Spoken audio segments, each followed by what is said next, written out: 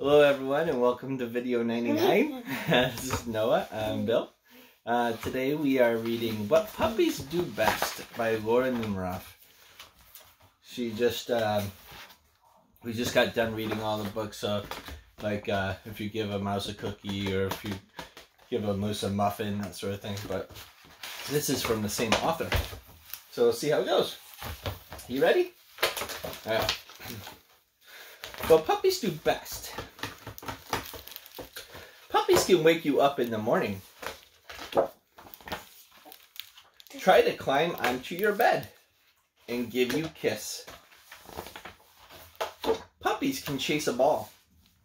Learn how to sit and give you their paw. Puppies can dig holes in the yard. Track mud into the house. Oh, you want a different book? There you go. You want something? Which one do you want? You threw all your books everywhere, bub. So, there you go. That's the one.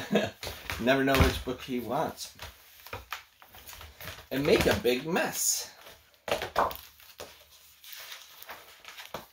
Puppies can greet you when you get home, run around in circles, and roll over for a belly rub. Puppies can go on walks, make friends with other puppies, and run alongside you. Puppies can play tug of war, take a bath, and get you all wet. Puppies can snuggle with you, get cozy in their bed, and give you a kiss goodnight. But best of all, puppies can give you lots and lots of love. Awesome. You love puppies. What Puppies Do Best by Numeroff. A pretty good book, bud. It's very well illustrated. I know when as we're writing our book, we're coming up with ideas on how to illustrate it. And since I'm not a good artist, some of the pictures are going to be illustrated by a professional illustrator. But some of the pictures are going to be drawn by Noah, with some help by me. Right?